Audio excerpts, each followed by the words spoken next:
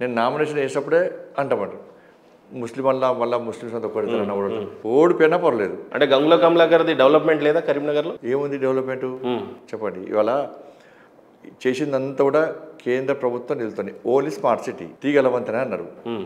తీగల వంతెన కట్టినాక అది ఉంటుందో కూర్చుందో ఇప్పుడు గ్యారెంటీ లేదు. స్మార్ట్ సిటీ నిధులు ఎవరి కేంద్ర ప్రభుత్వం ఇచ్చింది. కేంద్ర ప్రభుత్వం నిధులు ఇస్తే ఏం చేసిన వీళ్ళు ఇవాళ ఫస్ట్ ఇన్స్టాల్మెంట్ 196 crores కేంద్ర ప్రభుత్వం ఇచ్చింది స్మార్ట్ సిటీ కోసం. ఇచ్చినప్పుడు మ్యాచింగ్ గ్రాంట్ షేర్ అమౌంట్ ఎంత చేయాలి, స్టేట్ గవర్నమెంట్ కూడా 196 crores ఇవ్వాలి. రెండు కలిపి అభివృద్ధి చేయాలి. కేంద్ర ప్రభుత్వం 196 crores ఇచ్చిన తర్వాత 5 years వాటిని కరీంనగర్కి ఇవ్వలే. ఆ నిధులను మొత్తం డైవర్ట్ చేశారు. అవి ఇవ్వకపోగా మ్యాచింగ్ గ్రాంట్ ఇవ్వలేదు, ప్లస్ ఆ ఇచ్చిన నిధులను డైవర్ట్ చేశారు. డైవర్ట్ చేసినాక నేను ఎంపీ అయిన తర్వాత నేను urban development committee standing committee member. నేను హైదరాబాద్లో మీటింగ్ జరిగినప్పుడు నేను 3 times సెంట్రల్ గవర్నమెంట్ లేఖ రాసింది స్టేట్ గవర్నమెంట్. ఈ 196 crores మీరు ఏం చేసినారు, మీరు క్రెడిట్ చేస్తారా, అకౌంట్లో క్రెడిట్ చేస్తారా చేయరా, జమ చేస్తారా చేయరా, మీరు మ్యాచింగ్ గ్రాంట్ ఇస్తారా అయ్యారంటే 3 times లేటర్ రాస్తే రెస్పాన్స్ లేదు స్టేట్ గవర్నమెంట్. ఎప్పుడైతే హైదరాబాద్లో మీటింగ్ పెట్టామో ప్రిన్సిపల్ సెక్రటరీ వచ్చిన తర్వాత నేను క్వశ్చన్ చేసిన తర్వాత అప్పుడు మేము ఖర్చు పెట్టినాం సార్ అన్నారు. ఏ అకౌంట్లో ఖర్చు పెట్టారు, దేనికోసం ఖర్చు పెట్టారు, డీటెయిల్ రిపోర్ట్ నాకు ఇప్పుడు ఇవ్వండి అని చెప్పి అన్న. స్పందించారు. ఆయనకు ఆన్సర్ లేదు అక్కడ. లాస్ట్కు ఫైనల్ వార్నింగ్ ఇచ్చిన, మీరు ఎన్ని రోజుల లోపల మీరు కేంద్రం ఇచ్చిన నిధులు జమ చేస్తారు, మేము మ్యాచింగ్ గ్రాంట్ ఇస్తారు, ఇవ్వకుంటే ఇంట్రెస్ట్తో సహా వసూలు చేస్తా అని చెప్పిన తర్వాత అప్పుడు 1 week టైం అడిగి 1 week లోపల 196 crores పాటు మ్యాచింగ్ గ్రాంట్ ఇచ్చారు. ఇప్పుడు డబ్బులు ఎవరు తీసుకొచ్చినట్టు, ఎవరు వాళ్ళు వచ్చినట్టు? ఇవాళ శాతవాణి యూనివర్సిటీ 12B స్టేటస్ కోసము ఎప్పటి నుంచో ఫైట్ చేస్తున్నారు. ఎవరు తీసుకొచ్చారండి? నేను తీసుకొచ్చిన. ఈ ఎస్ఆర్ఆర్ కాలేజ్కు అటానమస్ హోదా ఎవరు తీసుకొచ్చారు? నేను తీసుకొచ్చిన. ఇక్కడ ROB ఉంది, రైల్వే ఓవర్ బ్రిడ్జ్. 30 years నుంచి అంబులెన్స్లో చాలామంది చనిపోతున్నారు. హెల్త్ ప్రాబ్లంతో ఎమర్జెన్సీ పనులు ఉంటే కూడా చాలా ఇబ్బంది పడుతున్నారు. రోజు 3-4 సార్లు పడితే గేట్ పడుతుంది. ప్రజలు సఫర్ అవుతున్నారు. ఇలా కేంద్రం నుంచి ఏ స్కీమ్ కూడా డైరెక్ట్ మనం అమలు చేయాలి. ఇక్కడ రాష్ట్ర ప్రభుత్వం అప్రూవల్ ఉండాలి. ఇలా ROB కోసం అని చెప్పి వీళ్ళు మాకు అప్రూవల్ ఇవ్వకుంటే తెలంగాణకు సంబంధించి రైల్వే ఫైల్స్ అన్నీ కూడా పెండింగ్ పెట్టించిన. కోపం కొద్దే మీరు ROBకి అప్రూవల్ ఇస్తేనే నేను మీ తోడికి చేయిస్తాను, లేకపోతే చేయని చెప్పి మరి రైల్వే మినిస్టర్ అన్ని పెండింగ్ పెడితే, నితిన్ గడ్కరీ గారు నేషనల్ హైవే మినిస్టర్ పెండింగ్ పెడితే అప్పుడు అప్రూవల్ ఇచ్చారు. ఇచ్చినాక కేంద్ర ప్రభుత్వము 20 crores ఇచ్చింది, రాష్ట్ర ప్రభుత్వం 80 crores ఇవ్వాలి. 20% షేర్ సెంట్రల్ ఇస్తుంది, 80% స్టేట్ గవర్నమెంట్ ఇవ్వాలి. 6 months దాకా 8 crores ఇవ్వాలి. 20 crores చేసినాము, వీళ్ళు 8 crores ఇస్తలేరు.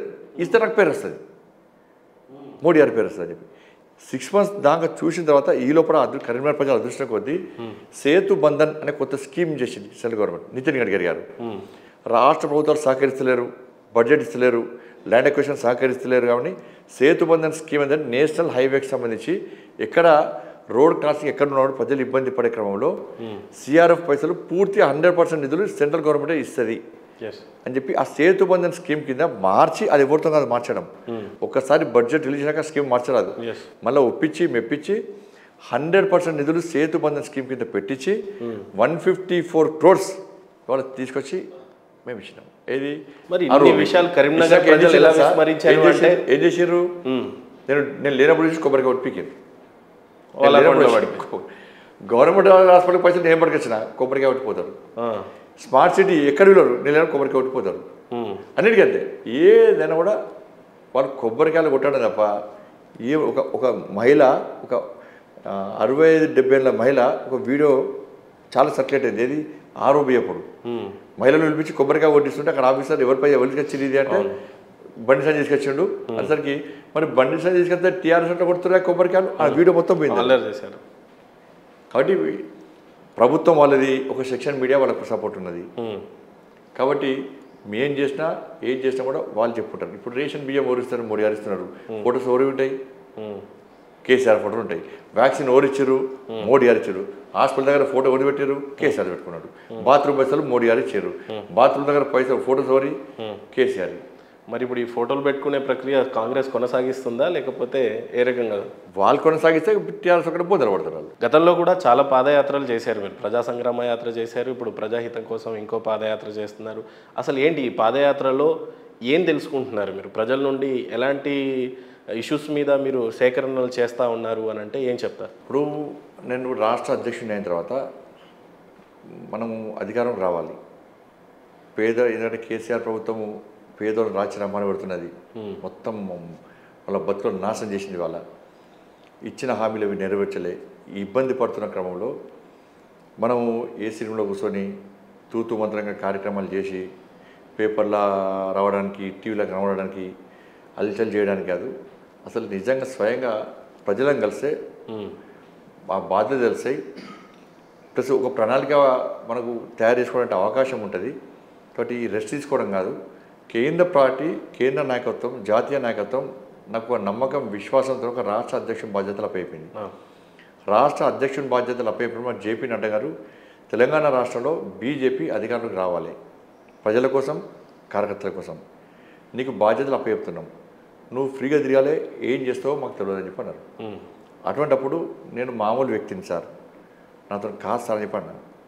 అప్పుడు అమిత్ షా గారు చెప్పారు, నువ్వు కరీంనగర్లో ఫైట్ చేసినావు చూసినావా, చిన్న చిన్న ఫైట్ చేసినావు చూసినావా, ఆ ఫైట్ హైదరాబాద్లో చేయి, ఆ ఫైట్ తెలంగాణ మొత్తం చేయి, అంతకంటే కొద్ది నాకు మనం పౌరులకు వస్తాం, పేదలకు న్యాయం చేస్తాం, మనం డబుల్ ఇంజన్ సర్కార్ రావాలి, మనం కష్టపడి తెలంగాణ రాష్ట్రాన్ని సాధించుకున్నారు అని చెప్పి చెప్పిన తర్వాత నేను అనేక ఉద్యమాలు చేసినాం. పాదయాత్ర చేయడం ద్వారా ఆ ప్రాంతంలో క్యాడర్ పెరుగుతుంది, ప్రజలతో మమేకమే తిరగడం ద్వారా ప్రజా సమస్యలు వినటుంటుంది.